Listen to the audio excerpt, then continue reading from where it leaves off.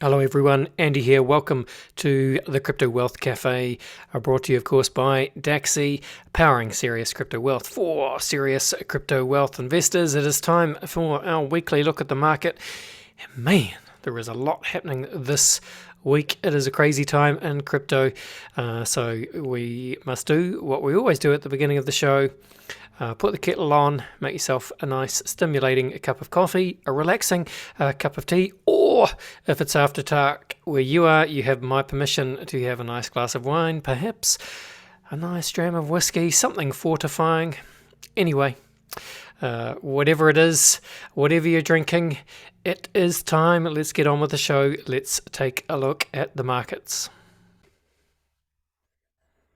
So if we start over here at coinmarketcap.com, we can see Bitcoin is 31,154, Ethereum 2,367.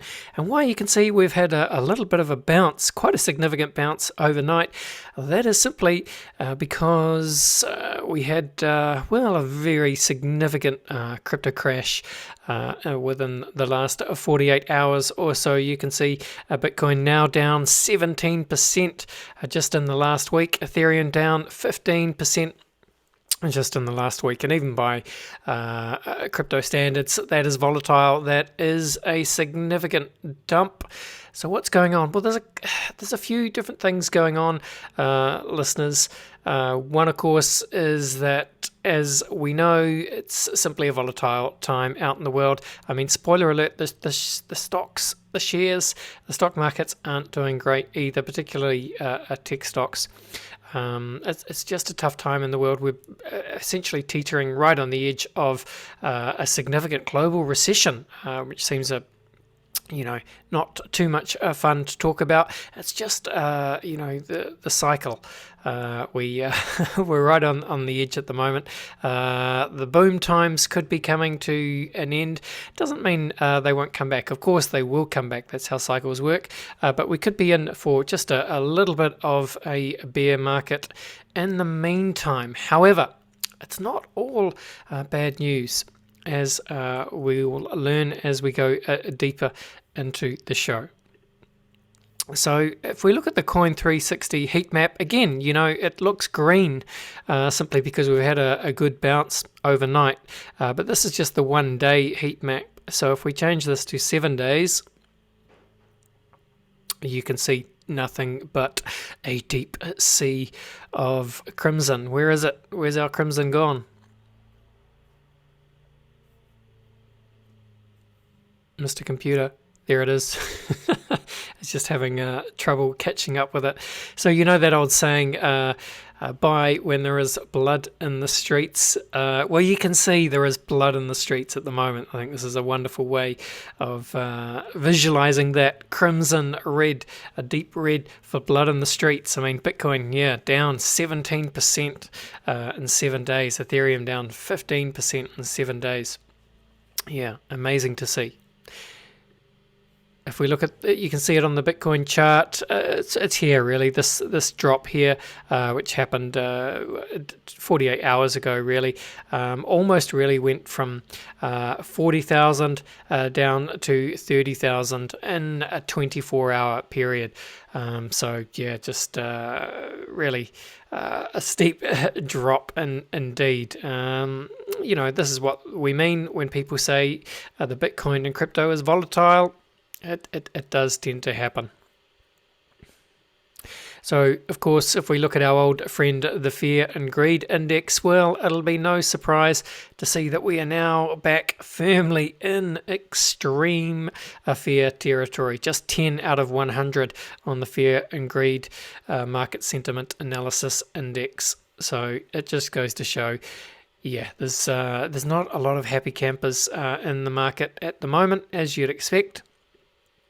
And in fact, if we look at I enjoy this chart. So this is another way of putting it into perspective, I suppose. So the chart is called Bitcoin Profitable Days. And so essentially what we have here in the red is anyone who bought Bitcoin in this period, which is really from the beginning of 2021 on. Anyone who's bought Bitcoin since then is now underwater on their position. They're holding at a loss, essentially, whereas anyone who bought before that, they're still firmly in the green, they're in the money, they're probably just holding, they're sitting pretty. So essentially, around, if you'd bought Bitcoin on, it's 88% of Bitcoin's existence, you would be in profit, which is effectively anything from here back. So I suppose I just want to use this to kind of make the point that if this is you up here, I wouldn't be too concerned, because as we've seen, it's just means that over time, as long as you've got to let time be your friend, you've got to have that long-term wealth builder mindset, low time preference. It's not an overnight thing. There's no such thing as a get-rich-quick scheme, even in crypto. No, it's slow and steady wins the race. So, and look, I think nothing could be clearer here. All these people are in the red, but listeners and watchers, I have no doubt that, in another 5 years' time, we'll be up here, up and to the right, and all these people will be in the green as well. But you kind of got to, you got to pay your dues. You got to sit out your time in the market and earn those profits. That's how it works. So yeah, I just thought that was interesting. Now let's have a look at some charts. Regular viewers will be familiar with Dave the Wave, who of course has been pointing to this scenario all year, if not longer, really. So Dave now says that his target is 25k.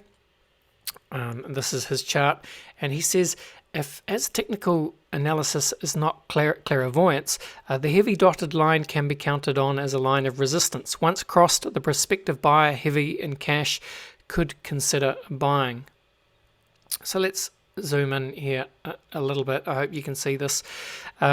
If this is where we are now, we're sort of crashing down.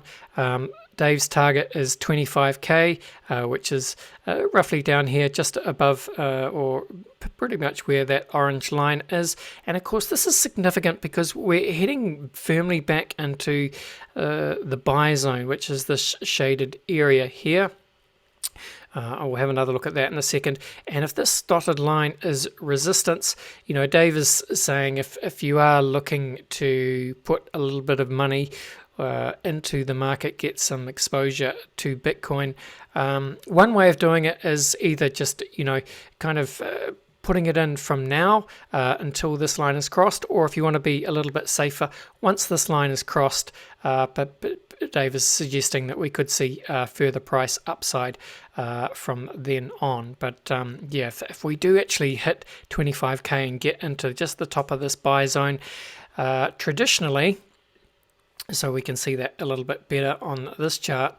Traditionally, that's been an excellent buying opportunity, and you can see Bitcoin has been firmly out of the buy zone since, well, for the last 2 years. So haven't been in it since back in really 2020. Spent quite a bit of time in the buy zone then, and of course in 2019, the bear market there. And of course, if you bought Bitcoin then, you've done extremely well. So as much as it can be a little bit depressing if you're watching your portfolio drop in value, another way of looking at it is, you're getting really good value on any buys if the price does go down here, and you can be assured. Well, no, I'm not going to give you an assurance, but in my view, we'll come back down here, spend some time here, and eventually Bitcoin will make its way back to the top of the channel again when the cycle reverses and the bull market returns, which is, if there's anything we can learn from history, that is what happens in all markets. There are cycles, bull markets followed by bear markets. But, bear markets, as much as they are painful, they are depressing, they are soul destroying. There's no denying it. But, that is where your conviction is born. That is where the money is made. And it's just part of the cycle of life as an investor that you have to go through. All right, here's another way of looking at some of these past bear markets. So Bitcoin has survived many boom and bust cycles, and the average drawdown of the past 5 cycles is minus 61% over 169 days. That's an average. That's an average bear market. The current bear market is, we're almost there, is minus 56% over 180 days. Which is where we are now. So of course that could go lower. The current low is around 30k. Dave the Wave says we might get as low as 25k, but of course no one knows. But I think we'll see all this play out in the month or two ahead. All right. Now, I think I always enjoyed this meme, and it really does show what it is to be a Bitcoin holder, right? You know, people think how people think it's like to hold. Wonderful use of the English language there. You know, people think, oh, it's easy. You just buy your Bitcoin and you hold, and boom, it's just a straight line to the finish line.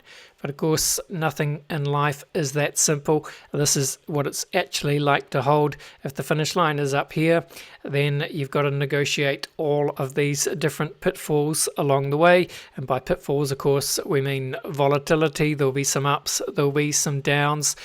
It's not an easy journey. The holder's journey is the hero's journey.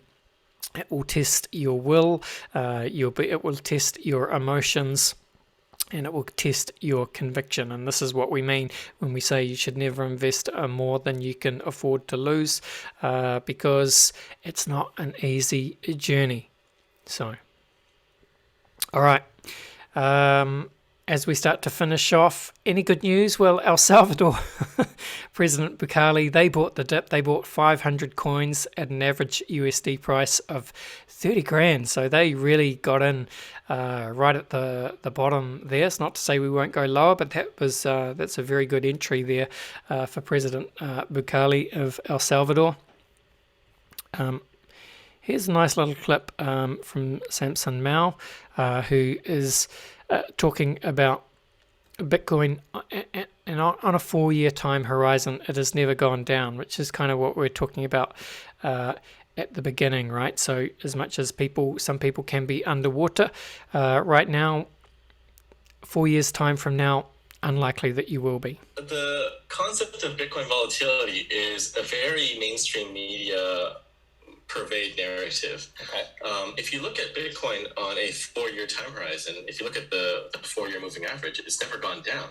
So the problem is people are looking at Bitcoin as if it was a stock, and they're watching it every day. But the real Bitcoiners, and I believe President Bukele included, understand that the value proposition of Bitcoin is long-term. It's not week to week, month to month, and Michael Saylor too, right? You're looking at Bitcoin on time horizon of decades. And that's when you see, like, Bitcoin just keeps going up. So yes, President Bukele can be down on any given day. Michael Saylor can be down on any given day. But let's come back in 10, 20, 30 years and see where it's at. Right, so I could not have said that better, you know, and this is why we always talk about having that long-term mindset. As much as it's fun to look at the charts on a day-to-day basis, that's not really what we're here for. We're in it for the long game, and 10, 20, 30 years, that is a long-term time horizon. But I think even over 10 years, even over 4 years, Bitcoin is always up, is what Samson is saying here. So, and we can see that on various different charts. So this is the 200-week moving average, and which is this line here, and you can see even on 2 years, it's always up. In 4 years, it is always up. So if you're down in the short term, what do? Just wait. You hold. So again, we can look at it again. This is Dave the Waves chart again. The buy zone here. This is the 200-week moving average. Is this orange line here? So if the price does come back to meet the 200-week moving average, such as here and here, potentially here, that's always been an incredible buy opportunity. So That is how I would look at it. Bitcoin versus other asset classes, again, over that 4-year time frame. This is Bitcoin in the blue. So if we go back 4 years, it takes us back to 2018. Who's winning the race 4 years later? Bitcoin, of course. Again, let's look at it on case Bitcoin. Bitcoin versus traditional assets. So, of course, on a 1-year time horizon, Bitcoin is down compared to gold or the S&P 500. But zoom out to 2 years, 3 years, or 4 years, Bitcoin is well ahead, and beyond that, it just gets absolutely silly because Bitcoin is so far ahead. But you got to do your time. You can't just buy Bitcoin and expect to beat all these other asset classes or make money in a day's time, a week's time, a month's time, even a year's time, because we can't predict the volatility, you can't predict the markets. But on a longer term time horizon, 4 years or more, you're going to do all right. But in the meantime, don't forget, folks, it's not an easy ride. People think it's easy to hold. You just cruise to the finish line. Doesn't work like that. You got to put in the time. You got to build your conviction. You got to weather the storm, weather the volatility, and eventually you'll get there. But it takes 10 years. All right. Thank you, Dacxi people. I hope you enjoyed the show this week. We'll be back again here on the Crypto Wealth Cafe next week to track this kind of this bear market that we're in. How long is it going to last? That's the question. It won't last forever. The bull market will return, but the world's got to come through a slightly volatile period in the meantime. But I think eventually Bitcoin has traditionally been one of the first assets to recover, and I think it will be exactly the same this time around. All right. Thanks for watching, everyone. This was the Crypto Wealth Cafe for Dacxi. Thank you very much for watching. Bye for now.